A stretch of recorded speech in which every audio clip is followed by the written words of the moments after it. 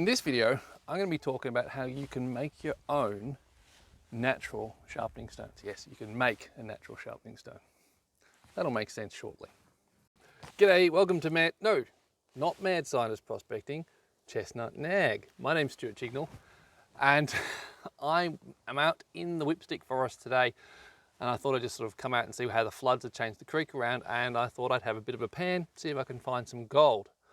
But while I was here, I've uncovered some bedrock that the floods have, I haven't uncovered, the floods have uncovered some bedrock. I've found it uncovered, and it's shedding what looks like could be some really good slate to make some sharpening stones out of. And in fact, it's so good that I barely have to do anything to it. That is almost a sharpening stone right now. But I'll show you where it's coming from.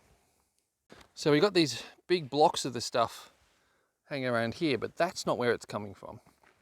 Where it's coming from is here. And it's all just flaking off the wall of the gully here. You can see these big blades of it there. And there, sitting underneath all that clay, there's a whole stack more. In fact, it's piles of it. And last time I was here, this wasn't exposed. A lot of this doesn't look like it's going to be very good for sharpening stones. It looks a bit too fractured. But this stuff over here looks absolutely brilliant. And look at that. That is fabulous. But this stuff is heavy, being rock and all. So I'm going to choose a small selection of stones, take them back to the house, and I'm going to show you how you can turn them into a sharpening stone. Right, so I'm back from the creek and I'm ready to do something with those stones. Now the first step is you soak them for a little bit.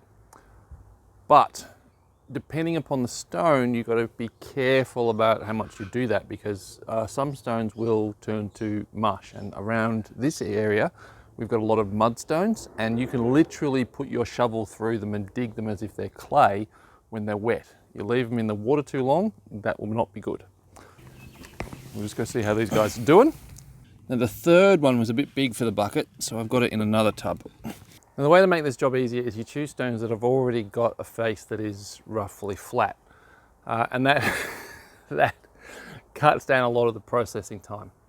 But even the flattest looking stone is going to have some irregularity. So the first step is you've got to rough the surface in, and the best way to do that is on concrete.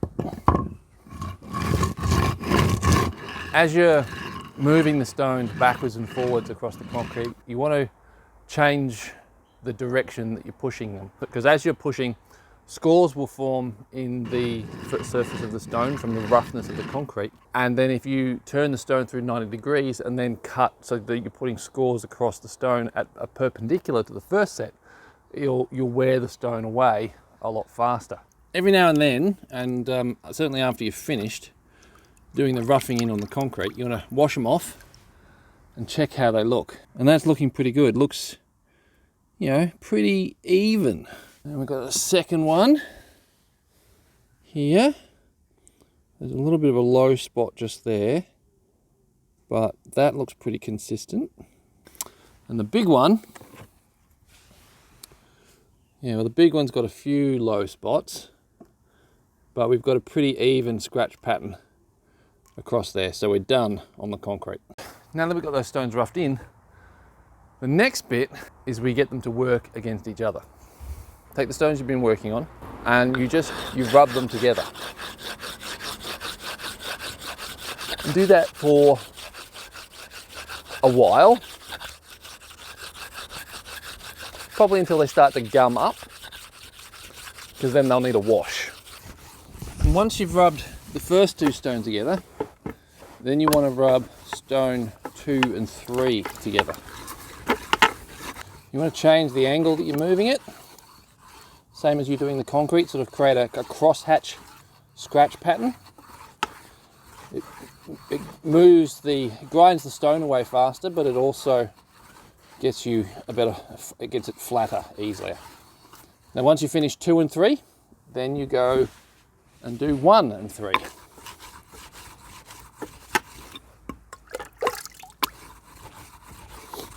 And I'm starting to feel these stick together. which means they're getting pretty flat.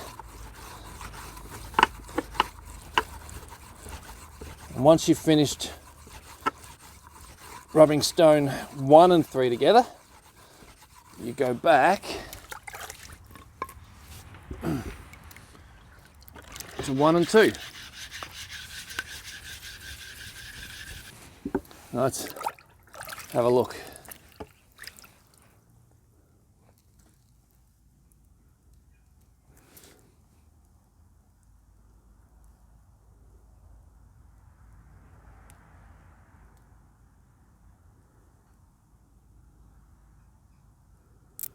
Okay, well that looks pretty flat, but we've still got divots from the concrete. And you really want to keep going until all those divots are gone. One of the ways you could speed this process up is by having a rough piece of concrete and then a smooth piece of concrete as a sort of another intermediary step. But I'm not spoilt for choice with concrete around here. Actually, that's not true. But the last time I was flattening stones here, I got yelled at. Because it leaves a little bit of mud on the concrete and then the mud gets tracked inside and yeah, Sarah not happy. Now another pointer that can speed the process up. Even if you've got really smooth concrete, you're still probably going to have relatively deep scratches from the concrete in the face of your stones. Also, it's unlikely that the concrete is going to be dead flat. So you're going to have to spend a fair bit of time getting your stones to truly flat using the 1, 2, 1, 3, 2, 3 dressing method. So what can be good is if you add in an abrasive between the stones. Now this is another stone that I picked up as a potential sharpening stone. It's a very, very rough sandstone. Now as a sharpening stone, it works. But one, it's only useful for the roughest of roughing because it is an incredibly rough sandstone, but also it's incredibly soft. Now, just when I picked it up and then I put it down, you see here, I actually bumped it against a bit of wood and it's chipped and deformed. So that's because it's so incredibly soft. So as a sharpening stone, it's not brilliant, but by rubbing the stones that I'm trying to dress into sharpening stones on this, because it's so soft, it very quickly develops a slurry, and then the really, really coarse grit in the slurry from this stone is very, very quick at dressing the face of the sharpening stones that you're trying to make.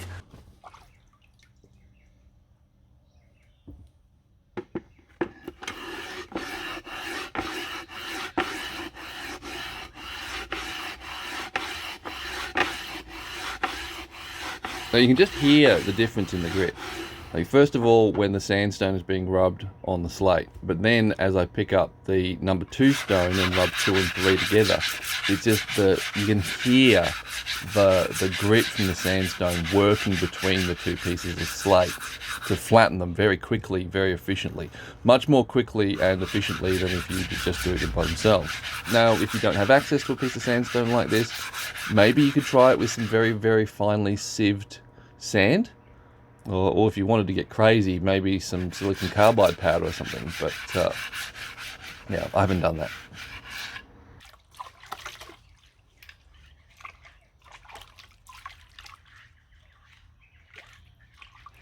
That's the process. It's really simple, and some of you probably know it's exactly the same process you can use to keep all your sharpening stones dead flat. But minimum number of stones is 3. You can't do it with 2.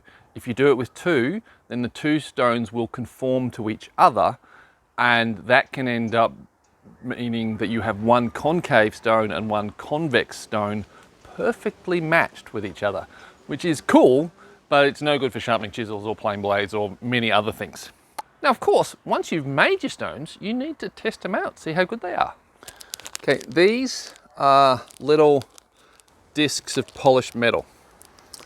And if you see there's that sort of white there, if we lift that away, you can see we have mirror polish. Wow, that's a really good mirror. So what I'm going to do is I'm going to take this mirror polished piece of steel and swipe it once over the stone, and that'll give us a scratch pattern. And I've got a whole bunch of these, and I'll do them on my other stones, and then we'll see if we can do a comparison of the scratch pattern to try and get an estimate of the grit of this stone that we've just made. So here is the scratch pattern of the sharpening stones we've just made. And here is the 1200 stone. So it's not as fine as a 1200. And here is the 800. So I think it's pretty close to an 800. Maybe a 700, which makes it a good stone for rough sharpening and for things that don't need a razor edge. At a sub 800 grit, it's good for, you know, rough sharpening, you know, getting rid of small chips and stuff. So now that I'm in the first of these videos on how to make a sharpening stone, it's something that I'm tempted to do more of if you guys are interested. Also, possibly in the next video, I might do some work on how to take a stone that isn't, you know, mostly naturally flat like these slates, and use with hammer and chisel, yep, stone chisels that is, to get it roughly shaped so that you can then take it to the concrete and not spend hours and hours and hours and hours, you know, grinding away on the concrete. Also, I'm going to be doing, I think, some more videos on some of the natural stones that I've got for sharpening my axes, because it's really easy to get a good fist-size stone that works well on an axe, whereas buying a good axe stone is rather tricky because they all tend to be a little bit too small, which tends to lend you cutting your fingers rather easily. Now, as of recording this, it's mid-latter September 2020. And I'm currently in the process of running a offer to put together a group buy of a whole stack of Japanese chisels. So if that's something you would interest you, and it's not later than the 15th of October, check in the links below for more information on that. And what I'm thinking is, if you guys are interested, I'm going to give away one of these stones. And I think this will be the easiest one to post. And so if you would like this stone, all you need to do is make sure you put a comment in the video and share it. And if you do that, you're in the running to win this stone, and I'll post it out to you 16th of October. How's that sound? Yes. So you've got, I think, a bit less than 3 weeks. So yeah, stay tuned for the next video, which will be bringing a Japanese leather knife into service so that I can make a leather chisel wrap, so that I can show people that they can save some money by buying their Japanese chisels without a box and then put them into their leather wrap. If that is of interest to you, I'll see you then. Bye-bye. Yes, my dear. Your dog abandoned you. And ran inside, yes, I know. He does that. He was whining at the door. I know, I was trying to film and ignore him. He does that rather regularly, actually. Well, abandoned you as soon as you stop paying attention, or it gets Yeah, a and bit then cold. yeah, exactly. Yeah. Are you still going to talk at me, or can I get back to, you know, getting this work? Do that again. She's trying to be distracting. If you want to be distracting, take your shirt off.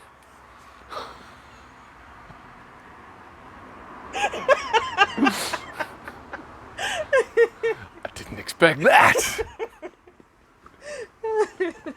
On that note, I'm going. That's going in the video. What? Your reaction? Yeah. Okay. Love you. I love you too. Mwah. Right. So, how well